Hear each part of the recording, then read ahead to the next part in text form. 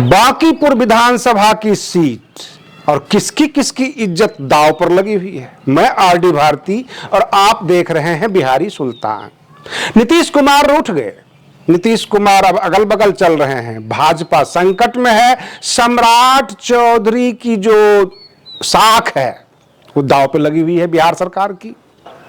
जो नितिन नवीन वहां पर जो सीट पे थे और आजकल भाजपा के राष्ट्रीय अध्यक्ष हैं, नितिन नवीन का वो सीट था, उनकी भी साख दांव पर है।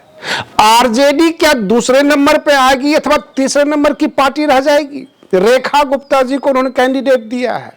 जन सुराज के कर्ता धर्ता मुखिया प्रशांत किशोर खुद मैदान में उतर चुके हैं।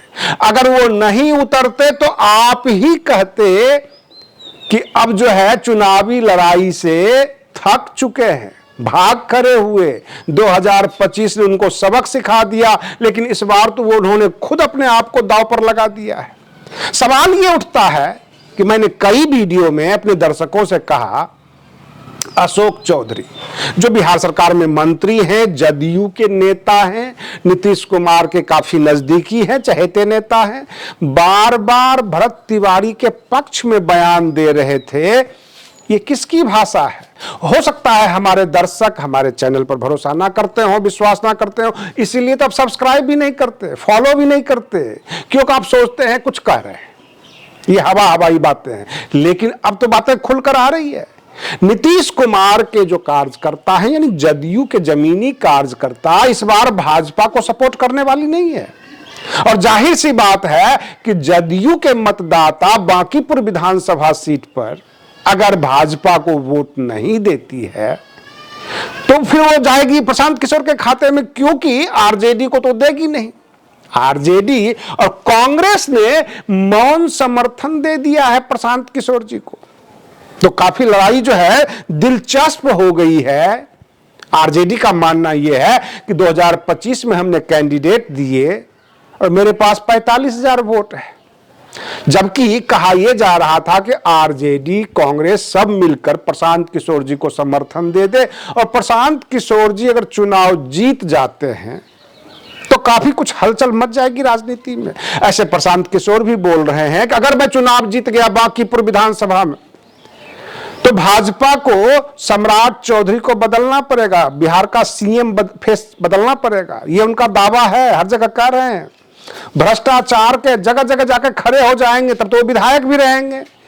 अब बांकीपुर जो विधानसभा है वहां की जनता ये तय करने वाली है कि भाजपा की ये परंपरागत सीट क्या भाजपा को बनी रहेगी अथवा उस जगह पर प्रशांत किशोर आ जाएंगे।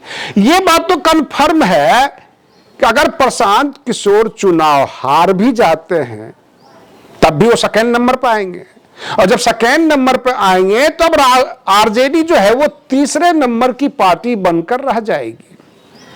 अगर आरजेडी ने जोर लगा दिया, मुकाबला त्रिकोणीय हो गया और फिर प्रशांत किशोर निकल गए तो भाजपा की मिट्टी पलीद हो जानी है।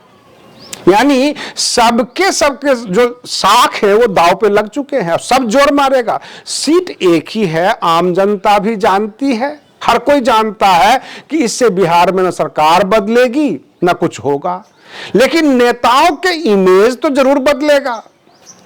अगर भाजपा चुनाव हार जाती है तो यह परसेप्शन बन जाएगा कि बिहार की जनता भाजपा को पसंद नहीं करती।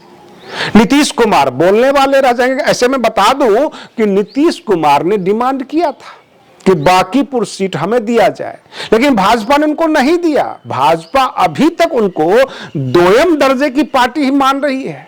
कहने का मतलब ये कि आप कमजोर हैं, हम बड़े भाई हैं, आप छोटे भाई हैं। अब छोटा भाई अगर साइड पकड़ ले तो देखना यह होगा कि बड़ा भाई में कितना दम है। अकेले भाजपा प्रशांत किशोर आरजेडी सबसे टक्कर ले पाएगी? अगर नीतीश कुमार प्रचार के लिए नहीं जाते हैं, खुलकर लोगों से वोट नहीं मांगते हैं, अपील नहीं करते हैं, क्योंकि यहां पर संजय झा, ललन सिंह सबके सब जो है एक तरह से क्या कहते, देहाती भाषा में कहते हैं मुंह तक का।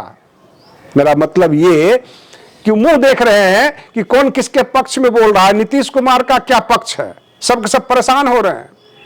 और कुछ बोलने को तैयार नहीं। और नीतीश कुमार कुछ ज्यादा ही आम जनता के बीच जा रहे हैं, लेकिन बांकीपुर के लिए कुछ नहीं बोल रहे हैं। ये भी नहीं कह रहे हैं कि भाजपा के कैंडिडेट को जिताइए, हम लोग एनडीए के पार्टनर हैं, एनडीए में हम सब साथ हैं, तो भाजपा के हम साथ हैं, ऐसा खुलकर कुछ नहीं बोल रहे हैं। इसका मतलब कि बगावत की बिगुल फूंक चुकी है। अब बांकीपुर की जनता ये तय करेगी 30 जुलाई को कि ये एनडीए का गठबंधन आगे चलता रहेगा या टूट जाएगा। आज के लिए बस इतना ही। आप बने रहिए बिहारी सुल्तान चैनल पर। हम फिर मिलते हैं अगले वीडियो में। तब तक के लिए धन्यवाद।